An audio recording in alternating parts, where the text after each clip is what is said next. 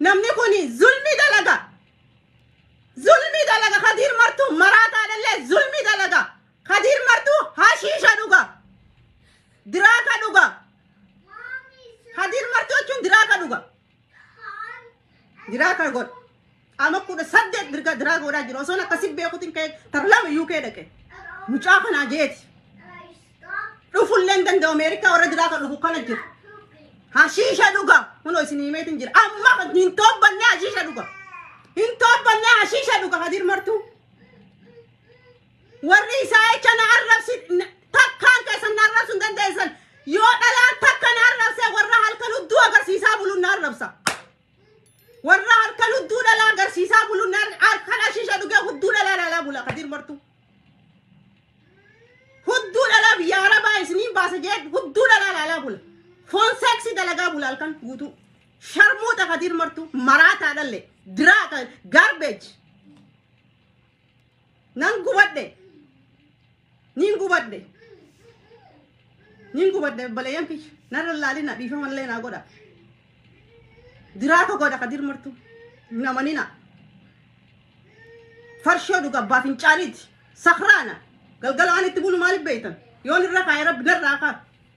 hattu sallallahu ala kijiba saati zulmi narra dalagee narra zulmi dalagee osoo inni hin toobbate muuziqaan dhiisin jechi hin jahin duraan Facebook irra bookee dhiisi Facebook irratti hin bahin osoo naan jaaniin na dhiisi na usi wanni na godhan afaan na qaban osoo hin toobbatin dura Facebook irratti hin bahin naan jaan nin baan jeen ammallee ka toobbatee jiru dhiifama nan gaafatin sirratti zulmi dalage jee obboleeyyan kiyya ani intala Oromooti zulmi dalaga halkan guutuu maan fuunee barbaada dhalaan akkanaa maaltu isaa yeruma gaarbeeja diraaka ka diraakni qaama hundarra fixe tortoraa kana dhiifamallee naa godhaati niin aare nan gubadde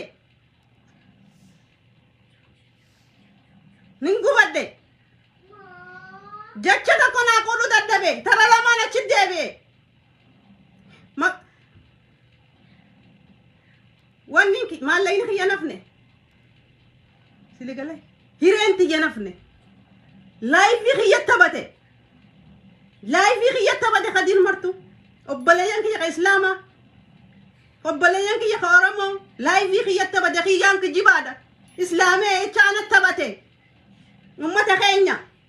ummata keenya namtichi diraaka dhuga ammallee diraaka dhuga rabbiin naan gaafata rabbii guyyaa qiyaamatti isinii kakadde sa'aatana keessa dhugaa jira halkan godhaa bulee hudduu dhalaa bula baala geedha kiyyaan sakraana kana hundaan qabadhee taa'u jiraan sallallahu ala muhammad kijiba saati kijiba sheer godhee olii dabarsaa leebaa achi barbaari Khadir Martuu maraataan ammaas obboleeyyan kiyya takkaan teessan dhalaan takkittiin teessan na arrabsa warra halkan guutuu hudduu garsiisaa bulu malee tanaamusa qabdu nan garsiistu anniin gubadde hireetti yattabate laayifii kiyya balleesse obboleeyyan kiyya laayifii kiyya balleesse maallayni kiyya nafne dalageetin akkana fida Amerikaa lafarraan fuudhanii maan dalagatin UK jira gurbaan kun akka malee na godhe mucaa kunoo mucaan isaa kana mucaan isaa kottu kosiin garsiisa kana mucaan harka ummata Oromoo Oromoon hin beekne hundi laala harka kana mucaan laal kana mucaan isaa kana kunoo laala sheeru walii godha addunyaa guutuu walii dabarsaa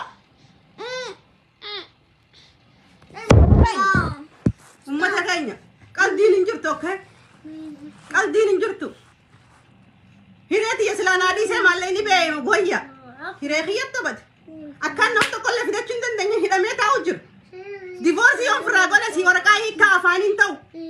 yoo qaadirraa waraqaa fiddeen Ameerikaan baasii neeyxe malee hin ta'u min du'aan sallallahu ala muhammad akka nama rabbi sodaatu akka nama rabbi sodaatu sallallahu ala muhammad jaa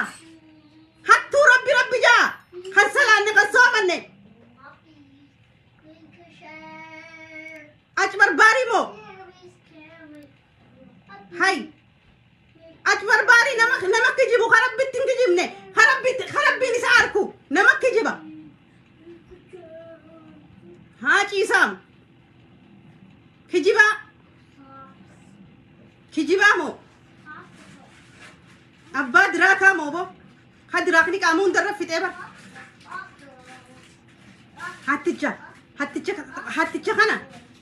kana islaamummaa qaba kun oromummaa qaba